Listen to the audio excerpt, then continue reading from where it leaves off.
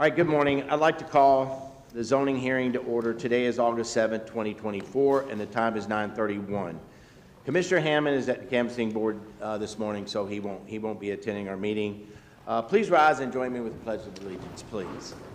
I pledge allegiance to the flag of the United States of America and to the republic for which it stands, one nation, under God, indivisible, with liberty and justice for all. Thank you, and please be seated. All right, we have 5 items on the agenda today. I'd like to recognize our zoning staff to introduce the first case.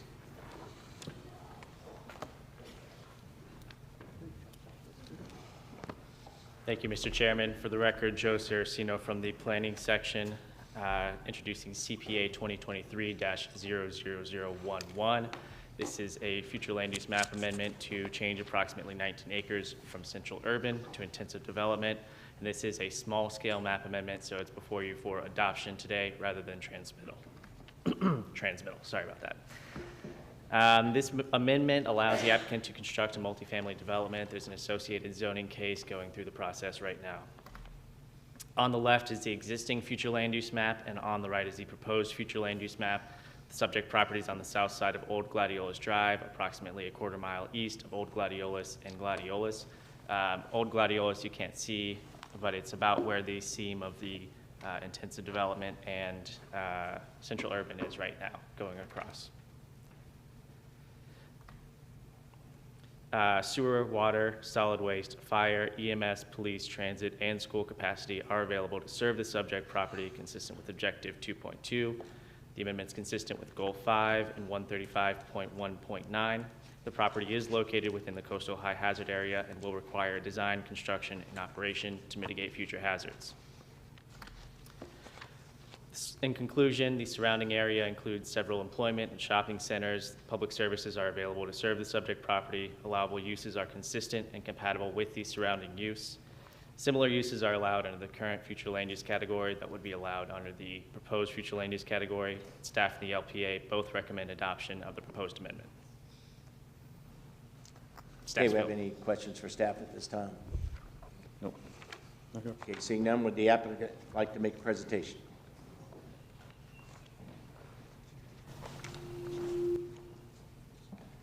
Good morning, Chairman Greenwell, Commissioners. For the record, my name is Megan Strayhorn, here on behalf of the applicant requesting for this comprehensive plan amendment. And also with me is our team of experts that I will go ahead and introduce. We have for planning, we have Fred Drodlik from RVI Planning. We have Ted Treesh for traffic from TR Transportation. And finally, we have Elizabeth Fountain from engineer from JR Evans. So if there's any questions, we'd be happy to answer any questions you all may have. As staff has stated, this is a request for a comprehensive plan amendment for 19 acres located on the southwest corner of Old Gladiolus and US 41. Since Hurricane Ian, Lee County has been in a trajectory for redevelopment, recovery, and resiliency. And this proposal, this request for the comprehensive plan amendment, coupled with the rezoning request that will come before you in a few months, seeks to do just that. This will allow what has previously been a mobile home park that, like many other mobile home parks in our community, met its demise as a result of Hurricane Ian flooding. This allows for the redevelopment of the parcel to meet current elevations, building codes, flood, and provide environmental sensitive development. It is currently designated as the central urban, and we are requesting it to be changed to the intensive development. And as you can see in this map, it's bringing that intensive development down from the lows down south. This allows for the development to be an infill development in the future for multifamily residential uses. And as Mr. Drodlik said at the local planning agency, and I will quote him, he said, "This is just good planning." Because it is located in the coastal high hazard area indicated in the LEAP plan, just for everyone's information, the only bonus density available to it would be through the Affordable Housing Bonus Density Program and through any gray water statutes as outlined in Florida statutes. So in conclusion, we agree with staff's recommendation The local planning agency recommended unanimous approval for the recommendation, and we request for the property to be designated, changed from central urban to intensive development. And I will leave you with this requested motion. To amend the Lee Plan Map 1A to redesignate the 19.3 acre property from the central urban future land use category to the intensive development future land use category. The property is located at 15180 Meadow Circle, Fort Myers, Florida, 33908. All right, thank you. Commissioner Hammond, welcome. I announced you weren't going to be here, so pleasantly surprised. Thank you. Finished really quickly, so. Do we have any questions or comments for staff at this time? I just wanted to say to my colleagues, this property, if you're looking on the map, this is located, if you're going south on 41, just past Lowe's on the right, where US 41 banks to the left. This area is really low. It's just between Gladio, 6 Mile Cypress, and Lakes Park there. This area is very damaged from the hurricane with the water. This obviously is a perfect location for the use of this property, being across the street from the Walmart. Lakes Park is on the west side of it. So I'm really excited about this is for redevelopment in that area there. Because the way it is right now with the way US 41 banks there, it's just kind of like a bowl there, kind of like Island Park. So this is a good mix. All right, thank you. Any other comments? All right, I have no cards, so I will call for, does anyone wish to speak on this item at this time? Okay, I will close public comment. I move the item. Okay, we have a motion to approve from Commissioner Pendergrass. Do I have a second? I'll second. Okay, we have a second from Commissioner Sandelli. Are there any other discussion? Do we have any objections? Nope. Okay, seeing none, item moves unanimously 5-0. Okay, I'd like to recognize zoning staff to introduce the second case.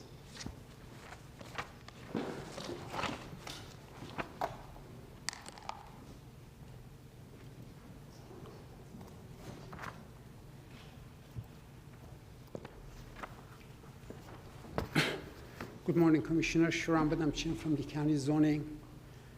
The request is to rezone about 8 acres from agricultural to commercial plan development for a floor and decor store.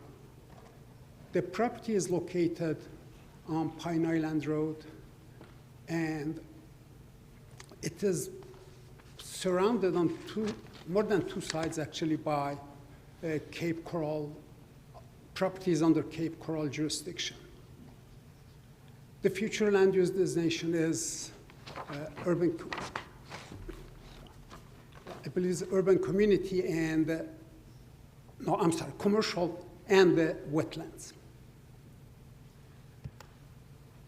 And staff reviewed and recommended approval. Hearing examiner heard this case and recommended approval subject to conditions and stipulations. There were no participants of record for this case.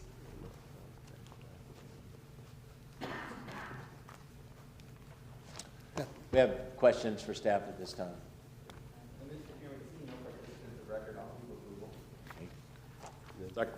We have approval from Commissioner Hammond, a second from Commissioner Pendergrass. There are no one with public record. So we have a motion to approve from Commissioner Hammond, a second from Commissioner Pendergrass. Do we have any further discussion? I think I missed it. Would the applicant like to speak on this item? Come on up. Sorry about that. I jumped the line there. That's okay. I liked where it was headed. Yes. For the record, Logan Opsahl here today with representatives of the developer as well as project engineer. Certainly agree with staff and want to provide our thanks as well for their guidance along the way. We have any questions or anything for the presentation? No? Okay. Then we will move on. I apologize for that. Commissioner Hammond has a motion to approve, a second from Commissioner Pendergrass. Any discussion from the board at this time? Seeing none, any objections? Seeing none, item moves 5-0, unanimous. Okay, I'd like to recognize zoning staff to introduce the third case.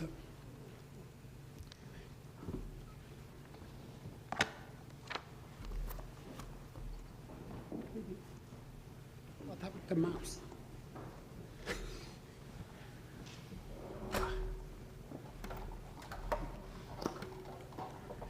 Okay. Good morning, again, Sharon Badamchian from the County Zoning.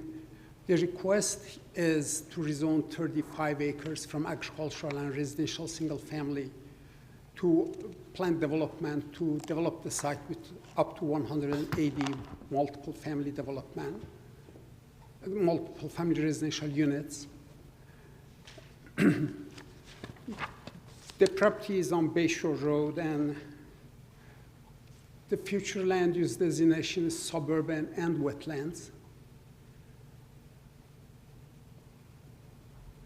The hearing staff reviewed this project and recommended approval, and hearing examiner recommended approval subject to conditions and stipulations. There were no differences between staff's and HEC's recommendations. There were two participants of record for this case.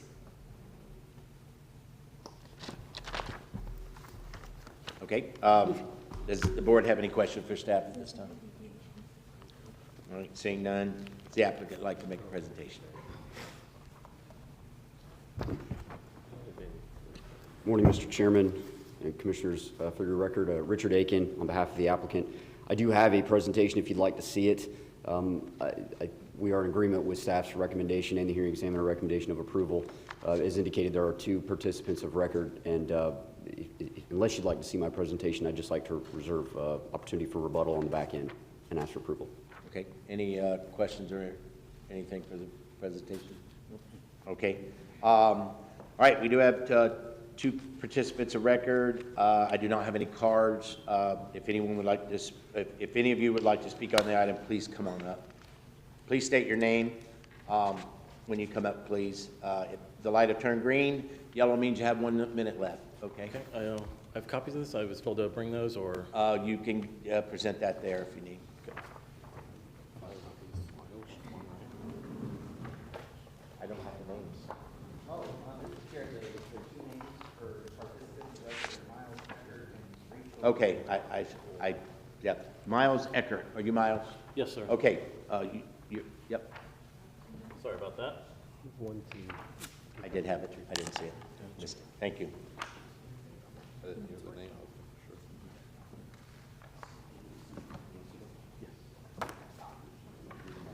Thank you. All right. I believe it's this one. Did that? Generally speaking, yes. I don't know what just happened to the screen there.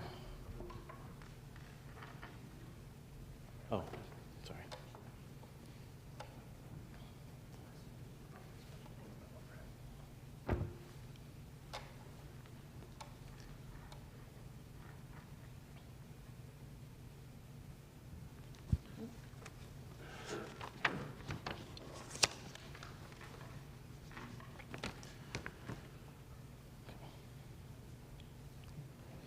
Good morning, Commissioners, County staff, and applicant. For the record, my name is Miles Eckert, and I'm a resident of Daughters Creek community.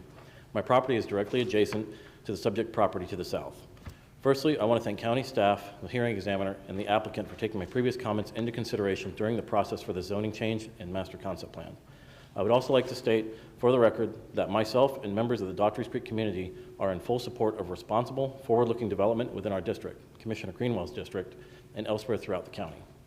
We agree that the applicant has set forth a plan that appears to meet the goals and policy of the Lee Plan, and for that, we are appreciative.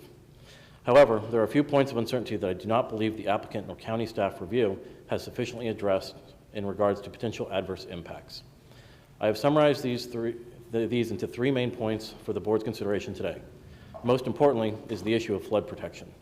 Next is potential adverse physical impacts to adjacent properties resulting from copious amounts of fill needed for this development. And lastly is potential adverse impacts to the environment. In discussing the issue of flood protection, the slide one, sorry, that's correct. The subject property is located here in the, I don't have a laser pointer. The subject property is above where the pond is, and is traversed by Daughters Creek East Branch. My property and several neighbors are directly connected to this creek. A few hundred feet south, East Branch connects to Daughters Creek and eventually into the Caloosahatchee River. An important distinction about this area of the creek is that it is tidally controlled.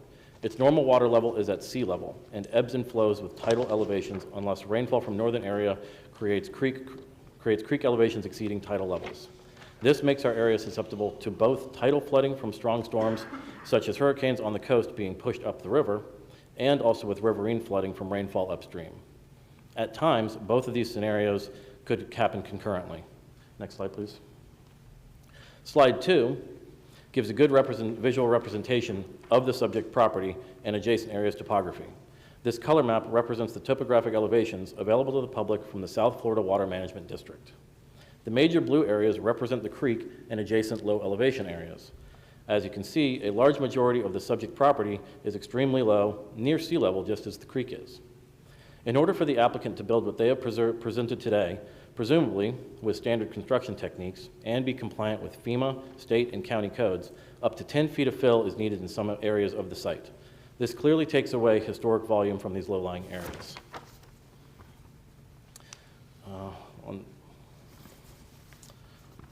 In closing, I'm pleading to the board with a glimmer of hope that you will take these points into consideration, and for the record, request that county staff and the hearing examiner take a second detailed look before approving this development that, as proposed, has uncertain potential adverse impacts to adjacent properties, flood protection, property quality, and unforeseen adverse impacts to the environment. Thank you, Mr. Thank you. Rachel Morreale, how close was I? Please correct me when you come out.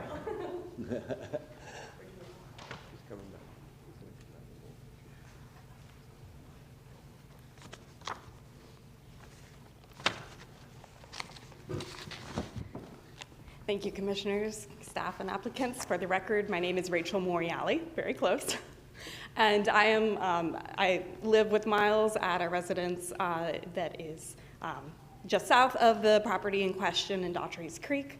I'm going to pick up right where he left off. So the next slide that was taken away would have shown what shown a representation of what it looks like transposed on a FEMA cross-sectional diagram. As you can see when it comes up, my house and a good number of Daughtry's Creek homes can be inundated from a 100-year storm event, a risk that we knowingly took when we chose to live in a flood risk area. But as many homes were impacted during Hurricane Ian, we saw this in our real life. The applicant will need to fill up the homes to the 10-foot base elevation that would ultimately change FEMA's flood maps for this area. To date, we have not been given any assurance that this amount of fill will not adversely affect our homes. And as an example for the next slides, you can see pictures of the impacts that a little storm like Hurricane Debbie even had on our area. There's pictures from our backyards, our neighbors' side yards, the creek and the retention pond which overfilled. It's a potential that we see on a regular occurrence given a general storm that we have, let alone a really detrimental storm that we will see.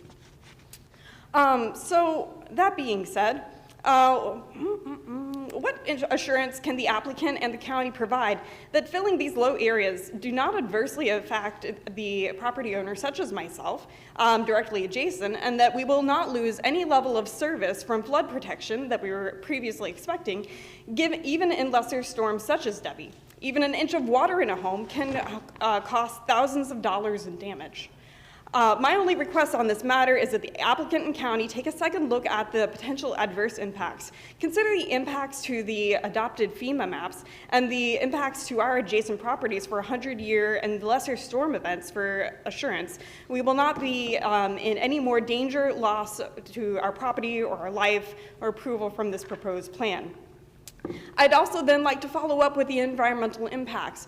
As this does receive the tidal flow from the East Branch, as you can see on the topographical map, it effectively connects to the branch. During a king tide event, we can actually go back there and see the standing water in this area.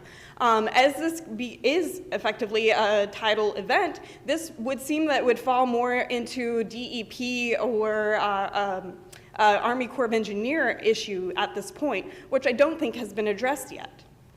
And I appreciate you guys hearing me, and thanks. We appreciate it. Thank you. I have no other people of record. Would the applicant like to address the concerns this time? Yes, thank you, Mr. Chairman, and once again, for your record, Richard Aiken on behalf of the applicant. So the concerns raised by the residents here are not concerns that have not been looked at this point in time. And I'm going to ask Carl Baracco, who's our project engineer, to come up here and walk you through kind of how we've looked at that. But I would also like to point out for the commissioners that we do have a condition in our zoning that has been added in there, and it specifically is condition number 6. And it provides basically that water management on site must quantify flood storage volume on site provided by wetlands and provide equal compensatory flood storage volume on site. So that condition was added by staff, and ultimately the hearing examiner were agreeable to that condition. And we've done some analysis in anticipation of the zoning level to make sure that we can actually comply with that condition at the time of development order. There are also required conditions that we get any state and federal permits that are required, which is standard in any of these zonings. And the level of detail that actually goes into the amount of storage that we have to have for water runoff, these types of events, is something that's not done at the zoning level. As I'm sure you all understand, it's done at the development order level. But I would like Mr. Baracco to come up and just kind of walk through our analysis of this issue that we believe is adequate to address these concerns.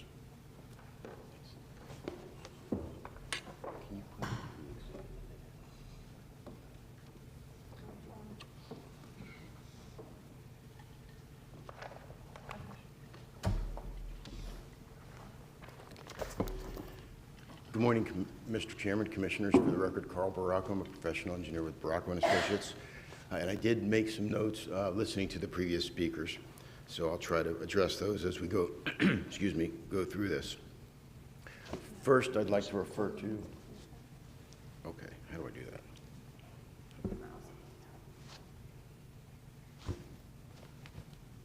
That worked.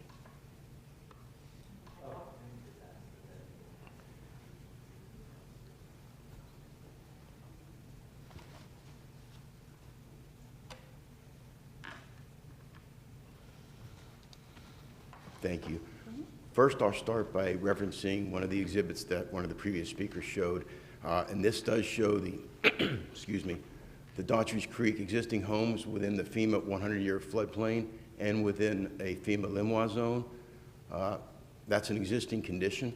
And since the Limois zone is new to Lee County in 2022, I'll just mention to you that that is a limit of moderate wave action. That's essentially wave energy from a 1.5 to 3 foot wave on these homes. Those are existing conditions. They will not change. It appears as though they're concerned with loss of water storage that the surrounding area currently may rely on, and that's commonly referred to as compensating storage. But in my professional opinion, compensating storage is not a zoning or planning an issue. It's a design and permitting issue. But having heard that during the hearing, as Mr. Aiken said, we did work with staff and we did craft condition 6, which addresses this and basically requires a compensating storage analysis during the development review process. In addition to that, condition 6, as part of the environmental resource permit review by the South Florida Water Management District, they will require a compensating storage analysis. That will be reviewed in detail, again, by the state as part of the ERP process. Finally, a little bit about the project when it's developed and the design. There will be a surface water management system required, a modern surface water management system. That will be designed in accordance with state criteria reviewed by the South Florida Water Management District, resulting in a permit, an environmental resource permit for the project.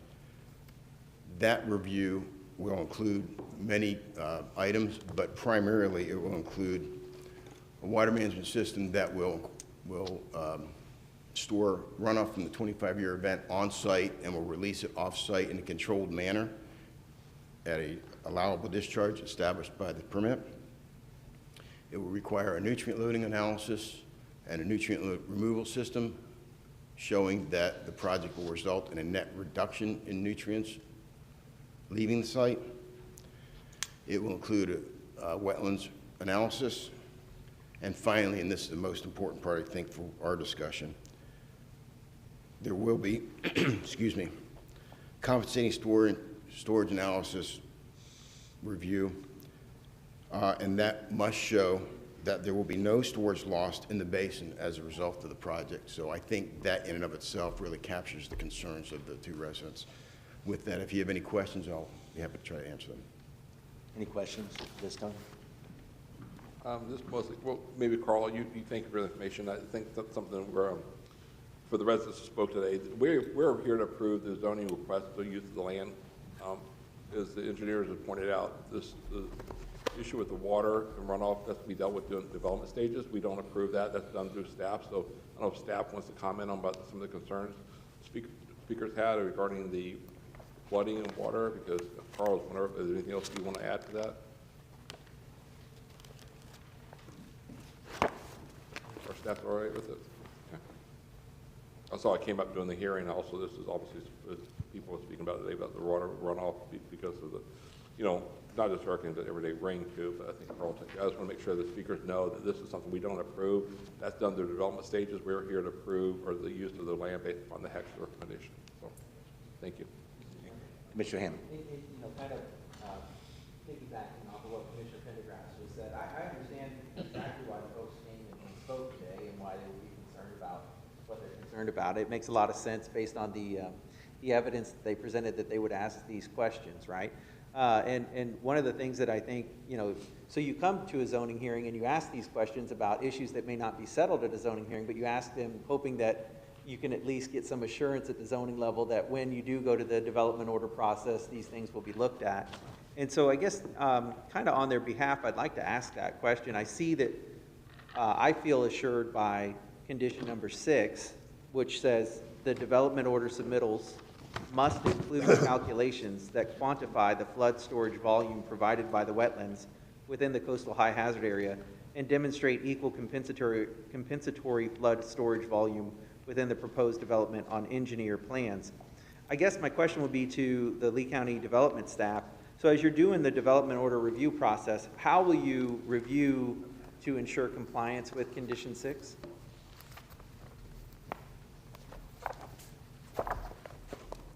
Commissioners, great question.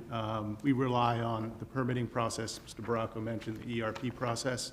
A lot of that approval will come from other agencies other than Lee County, and we'd be looking for those approvals for those permits to approve the development orders. Okay.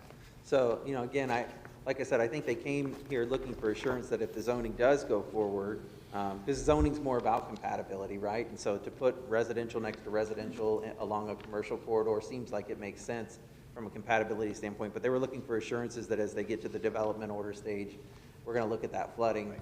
And I think it sounds like from our staff that not only will they be looking at it, but other agencies, statewide agencies, will be looking at it as well and running those calculations to ensure that even if fill is brought in, there will be storage put on site that will hold that water so that it doesn't flow onto the neighbors at a rate greater than what it does now.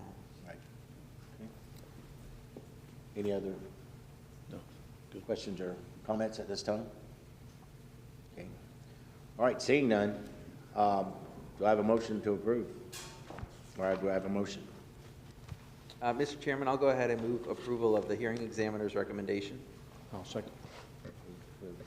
Motion to approve from Commissioner Hammond, second from Commissioner Seddelli.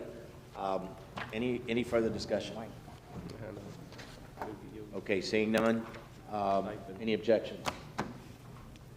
No objections. Passes 5-0. I'd like to recognize zoning staff to introduce case number 4. Commissioners, good morning. Dirk Danley from Lee County Zoning. The next case before you today is DCI 2022-39. This is the Burnt Store mixed-use plan development. The request is to rezone approximately 35.49 acres from agricultural to mixed-use plan development to allow up to 354 multiple family dwelling units and 263,470 square feet of commercial uses. The hearing examiner did recommend approval with conditions, and there was one participant of record. Staff and the applicant are here with any questions you might have.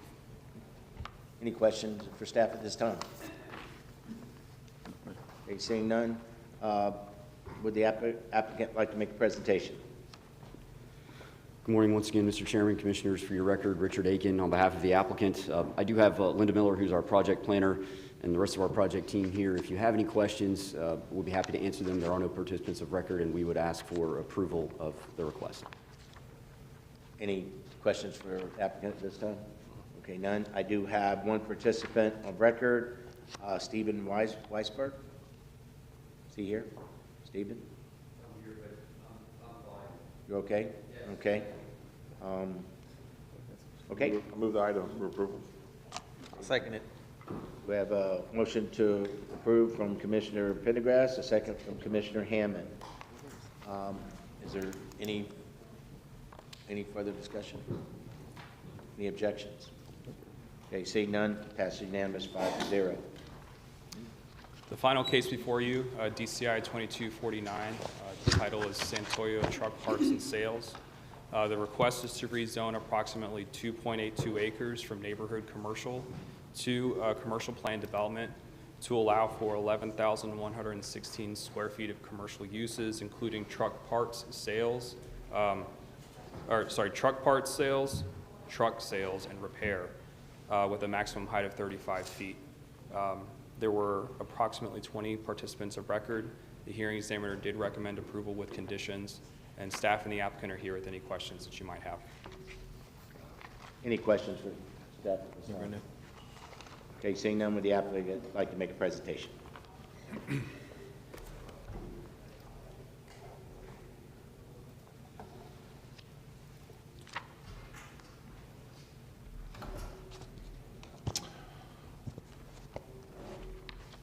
For the record, Dan DeLisi with DeLisi Inc. I'm here as a land use planner on behalf of the applicant.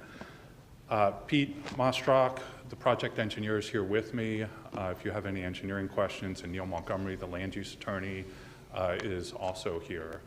I'm going to go through a brief presentation to highlight some of the salient points of the application in this case. It's important to note before I start that we are in agreement with both the hearing examiner and staff on this case and their recommendations. And as I'll highlight, we made some changes during the hearing process to be responsive to the neighbors and some of their concerns, and to memorialize what we were stating to be the case in the hearing process. So the project is located in South Fort Myers along the west side of US 41. It's approximately 800 feet north of Old 41. You can see it on the aerial here on the slide. It's in an area with a mix of heavy commercial uses to the north, to the south, and to the east. To the north, you have a RV dealer with repair facilities. To the east, you have a car dealership with repair. To the south, you have a commercial plan development. And to the south, that commercial plan development has been developed with multifamily residential and 2 vacant commercial parcels along 41. Now that commercial plan development, if you look at the approval, it approves all sorts of uses. Where the residential is, it approves a myriad of commercial uses of various intensities. Residential ultimately got developed in that on that commercial parcel. The commercial out parcels up front on 41 include a number of uses like gas station, auto repair, service stations, car wash, farm equipment sales and service, mobile home dealers. So it was a pretty intensive commercial plan development on the south as well. We're requesting a change from CN to CPD to allow for the proposed use. And the intent of the applicant is so they have an existing truck repair site, which is located to the east of this property in an area that's industrial, it's surrounded by industrial uses. That use stays in that location. They're not looking at moving that use to this location. So their existing repair stays where it is, surrounded by industrial uses where there is no residential and no impact. The intent with this site was to have a storefront storefront presence on US 41 for marketing, to have more of a presence in the community. They've been here operating as a small family business since 1999, and they want to have more of a presence on 41. So the use that they're primarily proposing on 41, it's like an AutoZone. You know, you come in, you buy parts. It's a retail store. Again, the heavy repair, it's not done on this site. That's done elsewhere. So to the extent that people talk about the existing facility and concern about compatibility with the existing facility, that's just not what's being proposed. And you couldn't have that at this location for a number of reasons. Part of that is because the Land Development Code treats uses differently based on where they're located. So in other words, if you look at the buffer codes, if you're proposing a commercial use that's surrounded by commercial, you have a different buffer requirement than a commercial use surrounded by residential.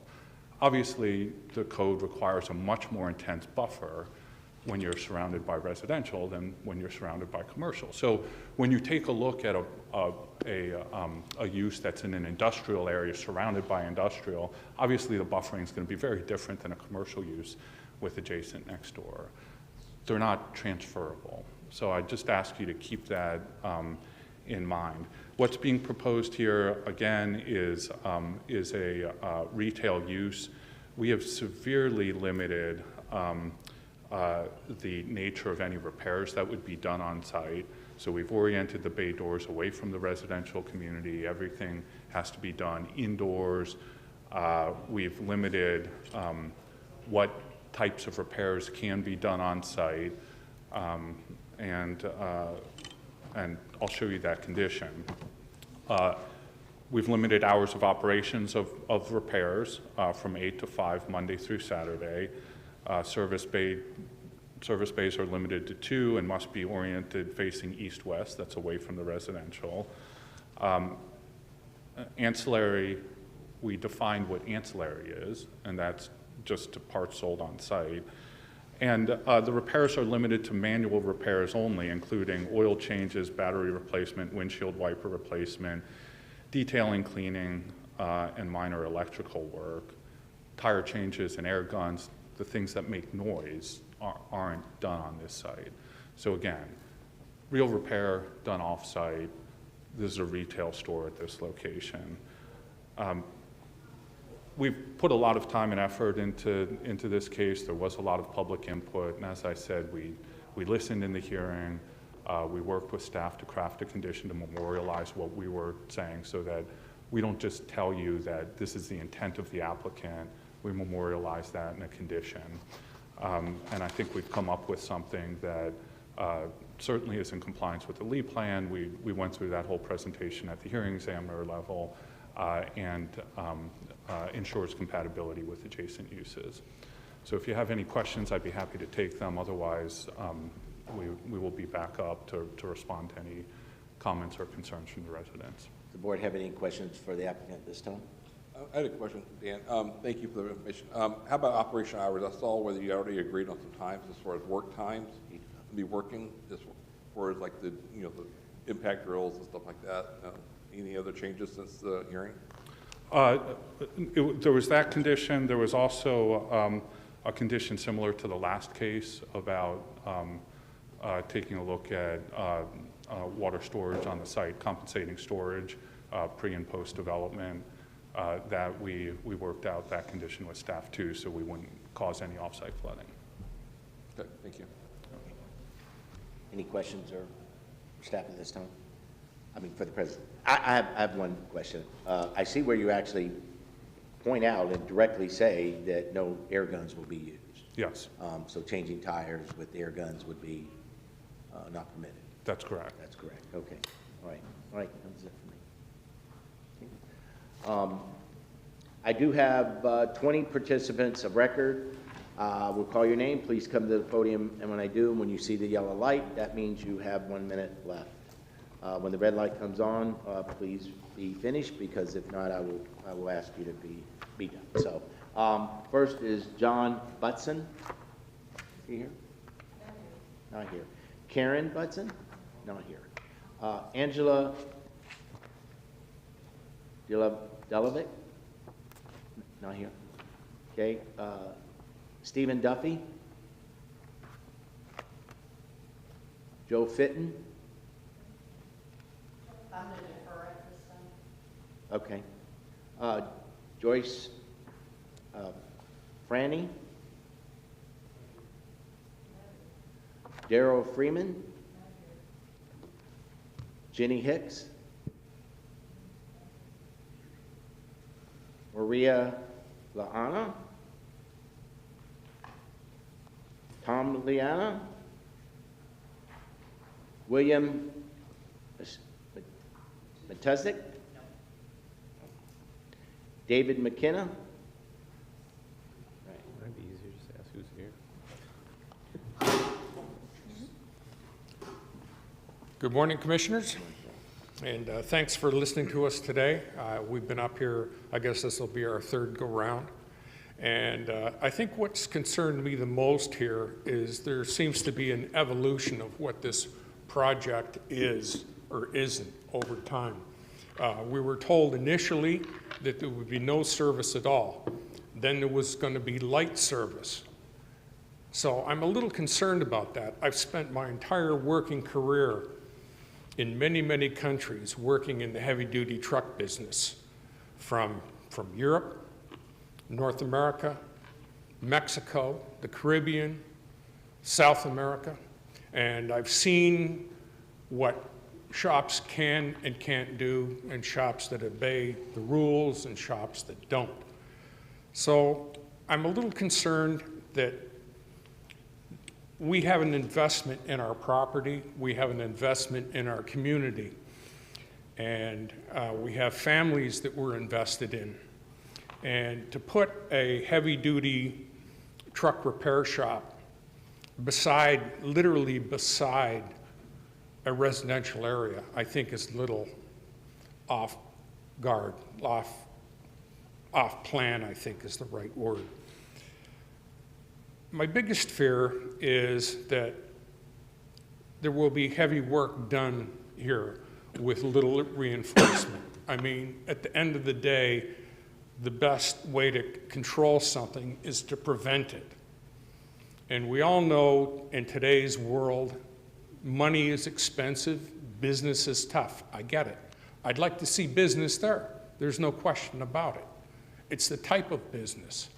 So I'm a little concerned about that. So if there's going to be no service work done in this area, why would Santoyo go through the expense and the engineering of installing 2 service bays, not loading docks, service bays, when there's really no intended service, or there's going to be ancillary service, which is it's been a weaselly word used many times throughout our discussions. So I'm asking you to deny the application for any type of service work. If they want to open up a parts warehouse, this is something that can be discussed, but I think only putting a heavy-duty truck dealership in that area, where there's literally the only other heavy-duty dealer is Santoyo's operation on the east side of 41.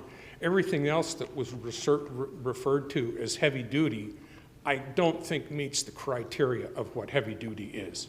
Thank you, sir. Up next will be Michelle McLeod.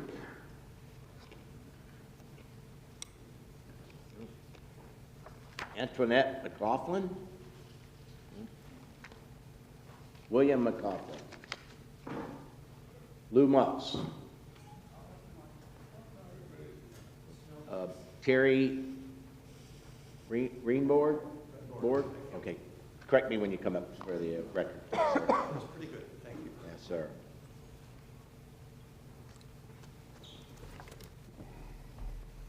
Good morning, gentlemen. Got to lean against the desk here.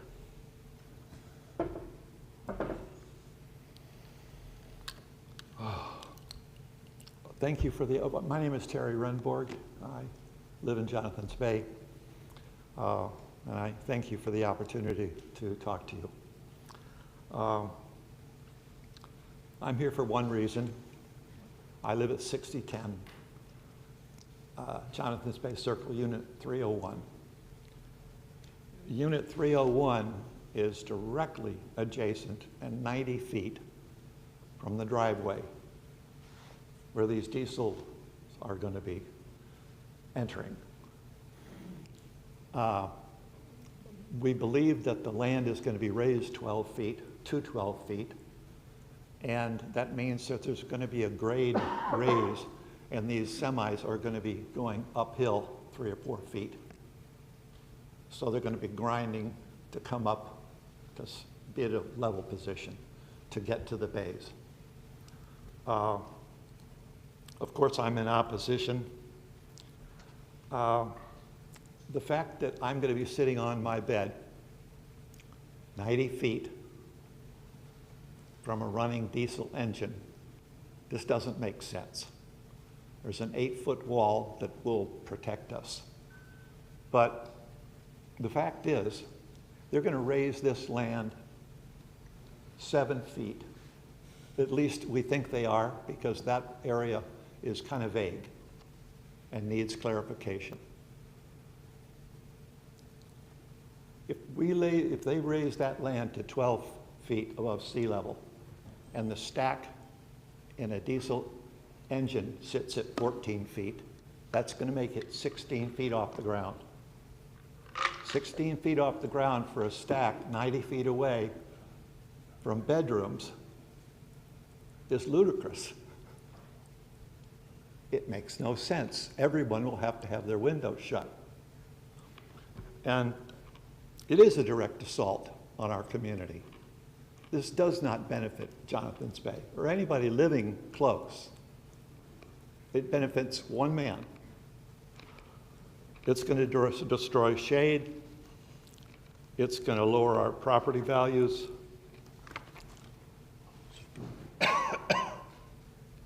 And most important, and this is why I'm here today, that building is supposed to be 35 feet high. It's going to be 37 feet high. And it's going to be corrugated steel or some kind of wall.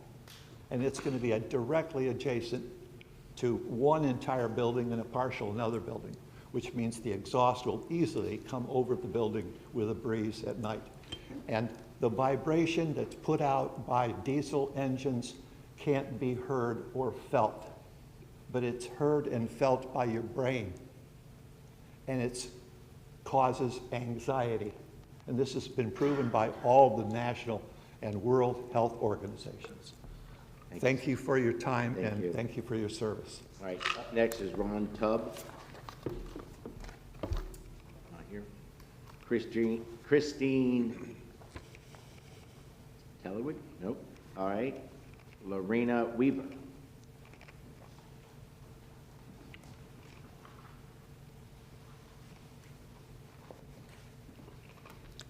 Good morning, Commissioners. I was here last time, and I did tell the staff at that time that I do have some experience in government. I was a county clerk, or a city clerk, council person, and mayor. And so I was very involved in comprehensive planning and zoning. I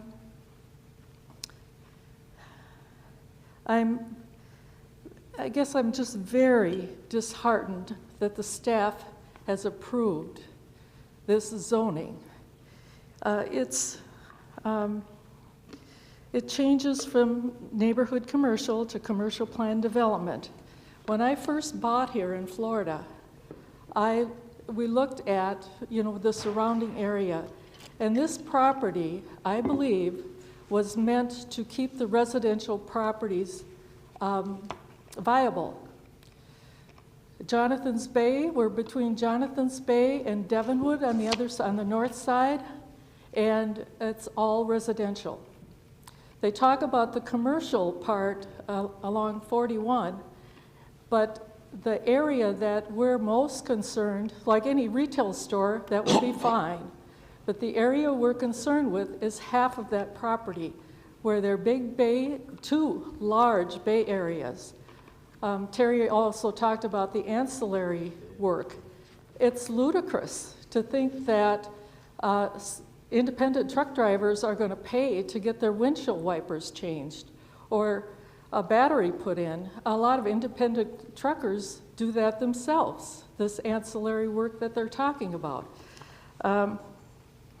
So I'm very disheartened by this even request to have approval. The zoning changes should not have a disparate impact on the residents.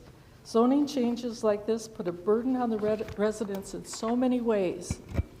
Who is going to monitor what Santoya has agreed to? Their ancillary and manual repairs could easily grow over time to include other more complex services. They agreed to keep that other property. For how long? Is it going to be a year, 2 years, 3 years before they sell that property and that area becomes a junkyard? I've seen the junkyard, I've seen the barbed wire that goes around it, and how long are they going to not sell that property? There's no answer that we know of. What happens if, I fear that it'll be left up to the residents to monitor their business, and then who can we report to? You know, there's a trust issue here with this company. It's with all the residents. And so we adamantly propose that you do not allow this rezoning unless it's just a retail location, period. Thank you very much. Thank you. Just to make sure I didn't miss anyone, I believe I called all 20 names. Okay. All right. Does the applicant wish to answer any of the concerns?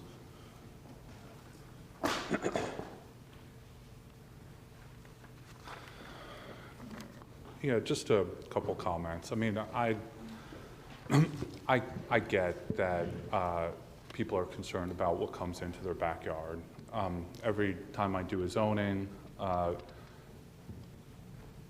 that has neighbors, same concerns, and I'd be nervous too, right? It's your backyard, and you know, typically homes are people's primary investments. That's why we've done everything we can to limit the operations that we've proposed here. And I mean, it's a little disheartening to hear that because of that, there's lack of trust. I mean, we have a zoning condition that requires certain limitations. If you're not in compliance with your zoning, you get shut down.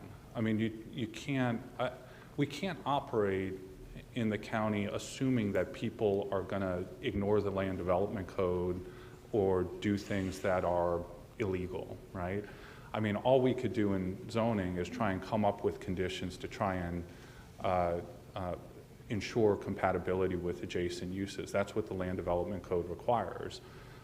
So I understand the nervousness, but that's what the plan development is for, and that's what the conditions are for, to create those limitations, and that's what we've done. I don't know where this term heavy duty came from. We certainly haven't used it, but any of the significant repairs, again, are going on the industrial facility, and that's not going to move. The idea that people shouldn't be concerned with what happens on that facility. That's a different facility in a different location, under different rules, in a different zoning category, surrounded by different uses. That's always going to stay because they can't do any significant repairs at this location. So to even think that they would sell that and move here just doesn't, it wouldn't make sense from a business standpoint.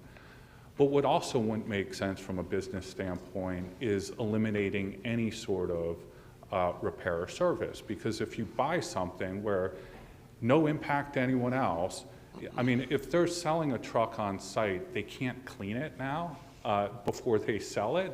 It doesn't, I mean, how do you have a retail use if you can't help your customers out on site, driving it all the way east of 41 to that place and then having them meet you over there? It just, you know, that's not how businesses work and operate. So again, I'd just like to point out that we've done everything here to ensure compatibility. The last thing I'll note is there's concern about elevation of the site and, you know, all of that. We did have a cross-section. I'd be happy to walk you through it if you want to see it, and Pete's here and he could do it. Their property's at 9 NAVD, 9.8 NAVD. Our drive aisle is going to be at 11 NAVD. We're not 7 feet up or anything like that. Their site's elevated, our site's elevated, and if you want to understand the water management, there's a swale system in between. There's a significant distance already. We're putting up an 8-foot wall above our elevated site for compatibility. And again, bay doors facing other direction, facing away from them, so they're not going to see the trucks in there. You know, someone leaves a bay door open, I mean, it has to be fully enclosed anyways, but if that happens, you're still any sort of activities going north-south, not, east-west, not south towards them. So again, we've done everything we can to ensure compatibility. I think we've done a good job of that. We've listened to their concerns. We've incorporated them into the zoning, and I'd respectfully ask for your approval. Is there board discussion at this time? I do have some questions, Mr. Chairman. Thanks so much. So currently it's zoned CN2, neighborhood commercial CN2. That's correct. Are there uses under neighborhood commercial CN2 that would allow trucks with diesel engines to, you know, go in and out of the property? Yes, there are a number of uses under CN2. It allows for auto parts store, auto service stations, restaurants. Restaurants have delivery and service behind them. So all of these things would allow trucks to travel in and out. I'll also note that the CPD that they're a part of with the commercial right in front of and at their entrance, where their entrance road is, allows for gas stations, which, you know, has big fueling trucks that come in and out, which would be on their entrance road, and a number of other uses, restaurants and whatever. So there was never an intent through the zoning of their CPD, through the designation of this as CN, that there wouldn't be truck activity in this area. Okay, and then it looks like we've actually removed the auto repair and service use through this. Is that correct? No, the car, the use, automobile dealership includes ancillary repair. And so, yes, we're not looking, and again, that's in the hearing examiner hearing, we talked about what ancillary meant to try and hone in on a definition. So this isn't a auto repair facility. That's what's going on 41. This is ancillary to the principal use, which is parts sales.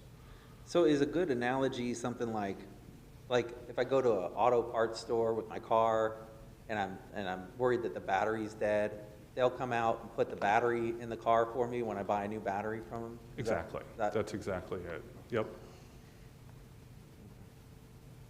All right, I think that answers the questions I was wondering. Any other discussion?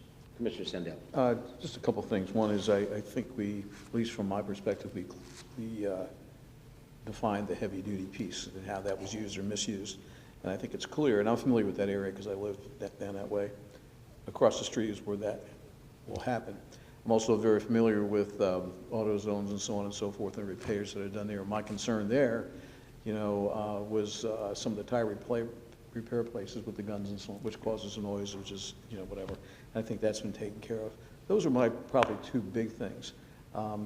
The thing I do want to talk about is that my understanding is that this entity has been around for a while. They've been established as a business here. And while I think we're always in the balance of trying to be protective of people's rights, but we also, small businesses are the heartbeat of our town. And so the fact that they've done well over a period of time and they're looking to expand within the parameters that we set, I think is a good thing for all of us. Any further discussion? I have a question. Sir. Yeah, you talk about the elevation for the new wall, the 8-foot wall. Would that be built on your new existing elevation at 11 feet, or would it be based upon water management? I know it'll be sloped there, so how high would the wall start out? So the wall is built, it's an 8-foot wall, so it starts out at the elevation of that we build the site up to. Great. And also, I'm glad Commissioner Hammond pointed out, I was going to ask about the current use of the property. So right now, all those allowed uses we went over a few minutes ago could still be there today without a zoning approval. That's correct. So I'll make sure everyone understands that. If this was not even approved today, was never asked for, you could have currently a business there with trucks going in and out, probably more intense. What, in front of the Jonathan Bay there, what is those areas, the commercial area there, there's only now commercial in the front there. You said there could be a gas station there now, go in there? No.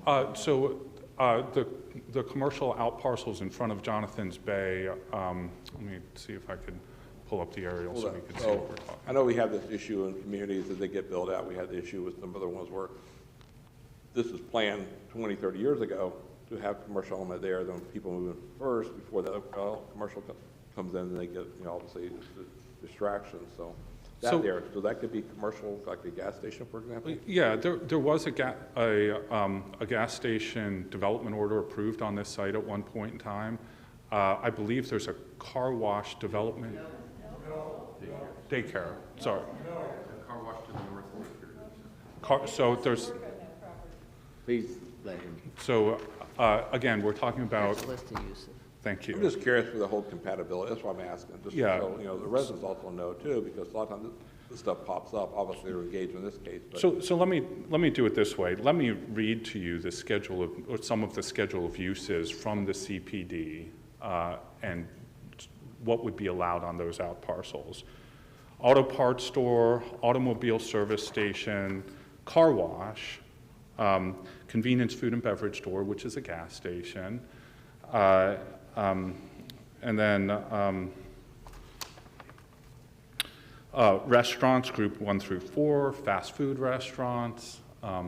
It goes on. It's a very long list of uses, very intense. I mean, a truck stop and a truck terminal is approved on that CPD for those out parcels. Right. I mean, if you're concerned about trucks when you bought it, I mean, that would be a red flag to me if I looked at something and I thought, wow, a truck stop could be approved on those CPDs in front of my development. Okay. Thank you. I have a question to the county attorney, if I could, Chairman.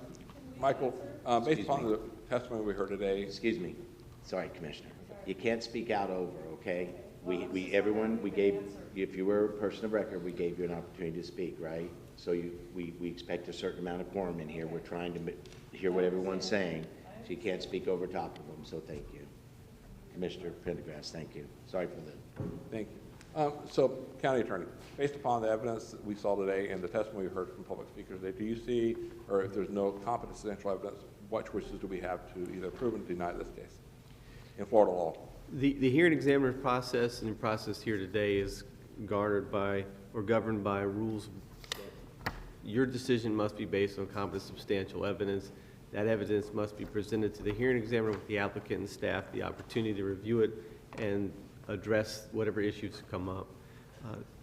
The regulations that apply to this case, considering the fact that it is currently a CN2 zoning, which is a commercial zoning district, what's before you is the change between the current zoning and what's being requested. Staff and the hearing examiners reviewed that and found no competent substantial evidence to deny that request based on the commercial difference that they're actually asking for, which Dan has gone through at length to discuss today. Great, thank you. Any further discussion? May I ask a question? No, sir. Unfortunately, we gave everyone an opportunity that was on the list to speak their 3 minutes, and that's what we have to adhere to that. So I make a motion to move based upon the competent substantial evidence. We have no grounds to deny. I move the item. Okay. Do I have a second? Second. Second from Commissioner Wayne. Are there any objections? Yes. I object. It's 4-1. Commissioner Greenwell objects. Passes 4-1. Seeing no further business in front of us, we are adjourned.